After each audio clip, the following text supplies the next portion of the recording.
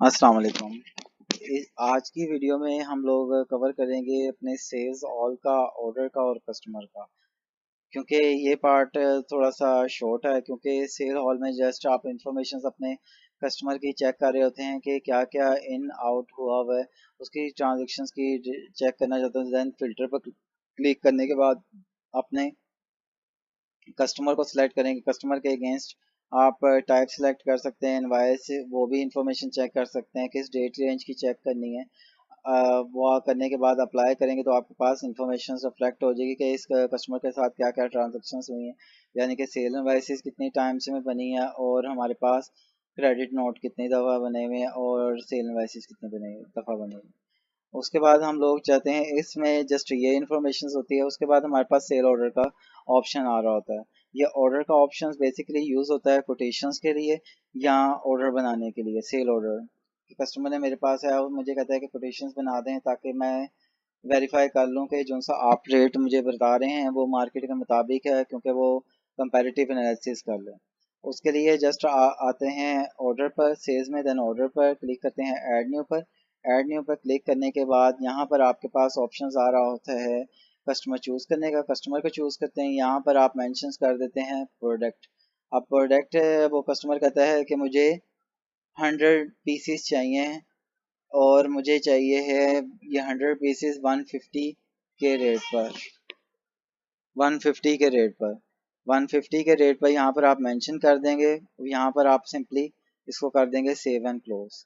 After save and close इसका status जो सा है हमारे पास इन प्रोग्रेस आ रहा होगा। आप इसका अपने कस्टमर को प्रिंट आउट भी निकाल के दे सकते हैं और सेंड एज ईमेल भी कर सकते हैं और इसको आप डिलीट भी कर सकते हैं। अब हम लोग चेक करते हैं कि कस्टमर हमारे पास आए तो हम लोग उसको इनवाइस कर सकते हैं, या अगर वो कहता है कि मुझे नहीं चाहिए तो उसको रिजेक्ट भी कर सकते हैं। सिंपली स्टेटस पर अप्रूव, इनवाइस और रिजेक्ट का। अब वो कस्टमर हमारे पास आया तो हमारे पास उसने ऑर्डर दिए थे 100।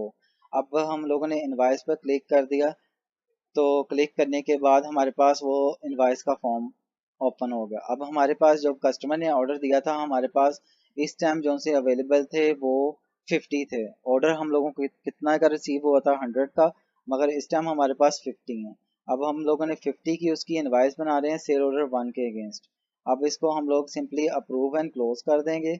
अप्रूव एंड क्लोज करने के बाद हमारे पास ये देखिएगा कि हमारे पास सेल इनवाइस क्रिएट हो गई उस सेल ऑर्डर के अगेंस्ट। अब रिमेनिंग क्वांटिटी हम लोगों के पास दोबारा आ गई उसी प्रोडक्ट की। हम लोग उसको कह रहे हैं कि बकाया प्रोडक्ट भी हम लोग आपको भेज रहे हैं, सिंपली आए सेल्स में, ऑर्डर्स में। ये बेसिकली हम लोग पार्शली ऑर्डर किया है, ऑर्डर को सेल इनवॉइस में कन्वर्ट किया है। जस्ट हम लोगों ने दोबारा सेलेक्ट करना है ऑर्डर को, जस्ट क्लिक करना है यहाँ पर बैच के ऑप्शन पर। बैच के ऑप्शन पर आने के बाद इनवॉइस पर क्लिक कर देंगे। इनवॉइस पर क्लिक करने के बाद हमारे पास रिमेनिंग क्वांटिटी जो सी उस ऑर्डर के अगेंस्ट है वो उसने ऑटोमेटिकली पिक कर ली है कि भाई 50 क्वांटिटी जो सी है आपकी रिमेनिंग है, जो सी आपने उनको डिलीवर करनी है। जस्ट हम लोगों ने देखा कि 50 क्वांटिटी रिमेनिंग है जो सी हम लोगों ने उनको डिलीवर करनी है। हम लोगों ने सिंपली आके इस पर किया approve and close. Approve and close करने के बाद आप देख सकते हैं कि हमारी दो इनवाइसेस जनरेट हुई हैं सेल ऑर्डर के अगेंस्ट, 1 के अगेंस्ट। हम लोगों ने पार्शली पार्शली 50-50 जो सा है वो कन्वर्ट किया है अपनी इनवाइस में, क्योंकि हमारे पास जब कस्टमर ने ऑर्डर दिया था हमारे पास वो चीज़ें पूरी अवेलेबल नहीं थी। हम लोगों ने 50-50 करके 2 टाइम्स में उसको डिलीवर किया माल। उसके बाद हमारे पास ये ऑर्डर का सेक्शन कंप्लीट होता है। उसके बाद हम लोग चलते हैं कस्टमर के सेक्शंस में कि आपने कोई भी जो से कस्टमर्स हैं वो अपने ऐड करने हैं। सेल इनवॉइस में भी ऐड करने का ऑप्शन होता है कि अगर आपने ऐड करने तो वहाँ से भी ऐड कर सकते हैं। उसके बाद अगर आपने वैसे कस्टमर ऐड करने हैं तो जस्ट आपने कस्टमर के ऑप्शंस पर आना है। कस्टमर के ऑप्शंस पर आने के बाद ऐड न्यू पर क्लिक करेंगे तो ऐड न्यू पर क्लिक करने के बाद आपका कस्टमर ऐड हो जाएगा।